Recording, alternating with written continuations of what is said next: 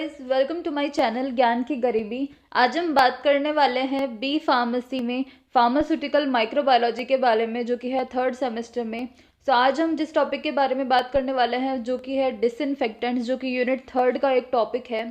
इसके अंदर हम आज इसकी क्लासिफिकेशन पढ़ेंगे और इसका मोड ऑफ एक्शन पढ़ेंगे डिसइंफेक्टेंट्स का। इससे पहले इसके जो नोट्स है वो हमने नीचे डिस्क्रिप्शन बॉक्स में इसमें लिंक दे दिया है, तो आप वहाँ से जो है डाउनलोड कर सकते हैं। एंड आपने अभी तक हमारे चैनल को सब्सक्राइब नहीं किया तो please subscribe to the channel and hit that bell icon तो आपको हमारे चैनल की नोटिफिकेशन मिलते रहे। तो चलिए स्टार्ट करते हैं। तो सबसे पहले डिसइंफेक्टेंट्स में हम इसका इंट्रोडक्शन पढ़ेंगे कि डिसइंफेक्शन जो है वो एक ऐसा प्रोसेस है जो कि माइक्रो ऑर्गेनिजम्स को डिस्ट्रक्शन कर देता है या फिर बिल्कुल रिमूवल कर देता है माइक्रो ऑर्गेनिजम्स का, और उनको रिड्यूस कर देता है कि वो जो है वो हार्मफुल नहीं रहते हैं उस लेवल तक। उसके बाद में डिसइंफेक्शन जो है वो जनरली सेंसिटिव जो वेजिटेटिव सेल्स होते हैं उनको किल करता है, लेकिन हीट रेजिस्टेंट एंडोस्पोर्स को नहीं किल कर पाता है।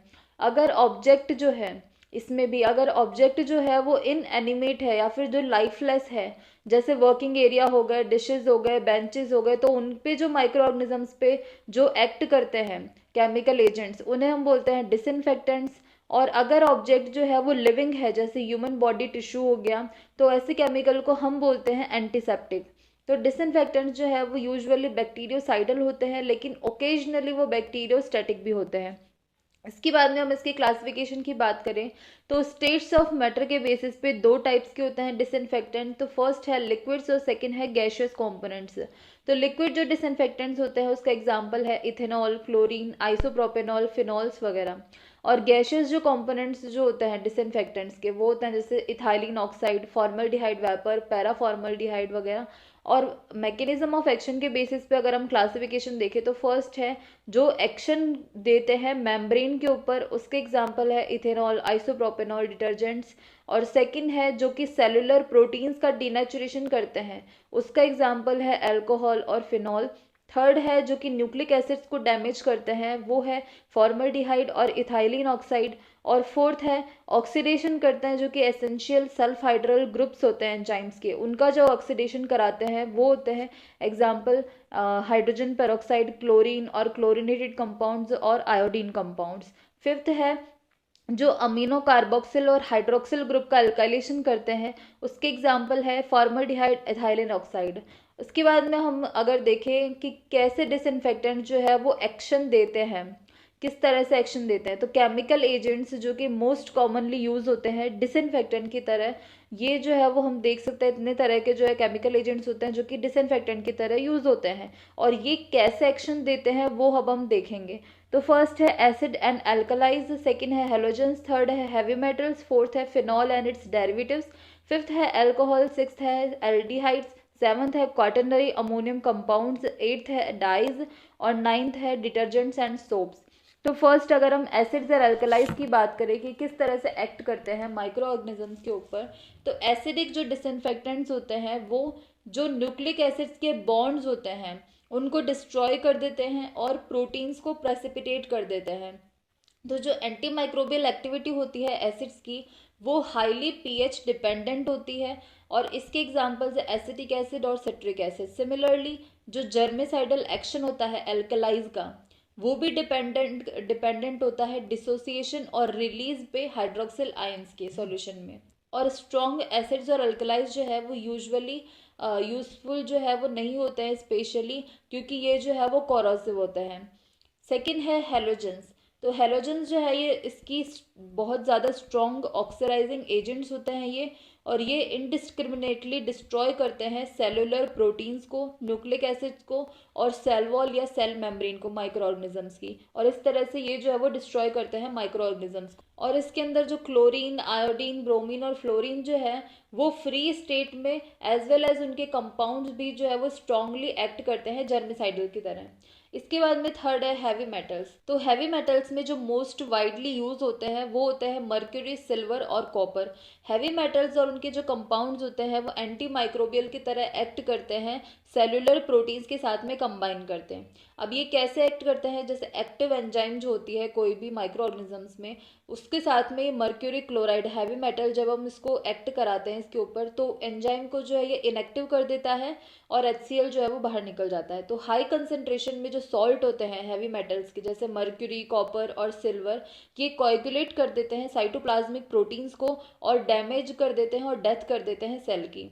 इसके बाद में फोर्थ है फिनॉल एंड इट्स डेरिवेटिव्स। तो फिनॉल और उसके कंपाउंड जो हैं ये ब्रॉड स्पेक्ट्रम डिसइंफेक्टेंट्स होते हैं जो कि प्रोटीन्स का डिनेचुरेशन कर देते हैं और मेम्ब्रेन बाउंड जो एंजाइम्स होती है उनको इनएक्टिवेट कर देते हैं और सेल वॉल की जो परमेबिलिटी होती है उसको भी अल्टर कर देते हैं। तो इस तरह से ये जो है वो माइक्रो ऑर्गेनिजम्स को डिस्ट्रॉय करते हैं। इसका जो है वो हम स्ट्रक्चर देख सकते हैं, फिनॉल की ये स्ट्रक्चर होती है और इसका जब हम डेरिवेटिव देखें तो इसमें एक मिथाइल ग्रुप जुड़ जाता है ऑर्थो पोजीशन पे, ऑर्थोक्रिसॉल से बोलते हैं। इसके बाद में है फिफ्थ अल्कोहल्स। तो ये जो है वो ये भी प्रोटीन का डिनेचुरेशन कर देते हैं और जो लिपिड कॉम्प्लेक्सेस होते हैं सेल मेम्ब्रेन पे उसको भी डैमेज कर देते हैं और इन्हें डिहाइड्रेटिंग एजेंट्स भी बोला जाता है। अल्कोहल्स जो हैं ये यूज़ होते हैं वैक्सीन्स में एज अ प्रिजर्वेटिव्स की तरह और 60% से ज़्यादा की कंसनट्रेशन में ये वायरसेस के अगेंस्ट भी इफेक्टिव होते हैं। इसमें एग्जांपल है मिथेनॉल, इथेनॉल एंड ब्यूटेनॉल। इसके बाद में सिक्स्थ है एल्डिहाइड्स। जो मेन एल्डिहाइड जो कि डिसइंफेक्शन के लिए यूज़ होता है वो होता है फॉर्मल्डिहाइड और ये मेडिकल की फील्ड में भी यूज़ होता है यूरोलॉजिकल लेंस्ड और दूसरे इंस्ट्रूमेंट्स को स्टेरलाइज करने के लिए। इसके बाद में सेवन्थ है क्वाटरनरी अमोनियम कंपाउंड्स। ये जो कंपाउंड्स होते हैं ये कैटायनिक डिटर्जेंट्स होते हैं जो कि नेगेटिवली चार्ज्ड सरफेसेस जो होती है माइक्रो ऑर्गेनिजम्स की उसकी तरफ अट्रैक्ट होते हैं, जहाँ पे ये इरिवर्सिबली बाइंड होते हैं सेल मेम्ब्रेन की फॉस्फोलिपिड्स के साथ में और प्रोटीन्स का डिनेचुरेशन कर देते हैं और परमिएबिलिटी जो होती है मेम्ब्रेन की उसको इम्पेयर कर देते हैं। और ये जो है वो हाईली इफेक्टिव होते हैं ग्राम पॉजिटिव बैक्टीरिया के अगेंस्ट में और इनकी गुड एफिकेसी होती है ग्राम नेगेटिव बैक्टीरिया की तरफ। और ये वाइडली यूज होते हैं माइक्रो ऑर्गेनिजम्स को कंट्रोल करने के लिए जो कि होते हैं फ्लोर्स पे, वॉल्स में, नर्सिंग होम्स में या अदर पब्लिक प्लेसेस में और एज ए स्किन एंटीसेप्टिक में भी यूज होते हैं। और इसकी ये जो है वो जनरल स्ट्रक्चर होती है क्वाटरनरी अमोनियम कंपाउंड। इसके बाद में एट्थ है डाइज। नंबर ऑफ डाइज जो है वो यूज होती है इनहिबिट करने के लिए बैक्टीरियल ग्रोथ को। बेसिक डाइज जो होती हैं वो ज़्यादा इफेक्टिव होती है बैक्टीरियोसाइड्स में देन एसिडिक डाइज, मतलब ज़्यादा इफेक्टिव जो है वो बेसिक डाइज होती है और ये जो है वो किल करते हैं या फिर डिस्ट्रॉय कर देते हैं रिप्रोडक्टिव जो कैपेसिटी होती है सेल की उसको जो है वो डिस्ट्रॉय करते हैं या किल करते हैं DNA कॉम्प्लेक्सेस जो होते हैं उसको इम्पेयरमेंट करके माइक्रो ऑर्गेनिजम्स के।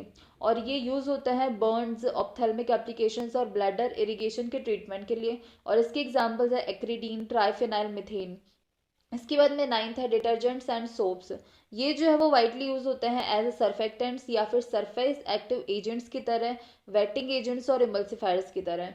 और ये जो कैटायनिक सर्फेक्टेंट्स होते हैं जैसे एग्जांपल क्वाटरनरी अमोनियम कंपाउंड, ये मोस्ट इंपॉर्टेंट एंटीबैक्टीरियल एजेंट्स होते हैं। Example cetrimide, benzalkonium chloride. और सोप्स और सोडियम लॉरिल सल्फेट जो है ये एनायनिक कंपाउंड्स होते हैं। सो गाइज ये था आज का टॉपिक डिसइंफेक्टेंट्स, उसके क्लासिफिकेशन और उनके मोड ऑफ एक्शन। सो इसके जो नोट्स है वो हमने नीचे डिस्क्रिप्शन बॉक्स में इसका लिंक दे दिया है तो आप वहाँ से जो है डाउनलोड कर सकते हैं। And thanks for watching this video and if you like this video please hit the like button and subscribe my channel ज्ञान की गरीबी and hit the bell icon to get notification for my new video.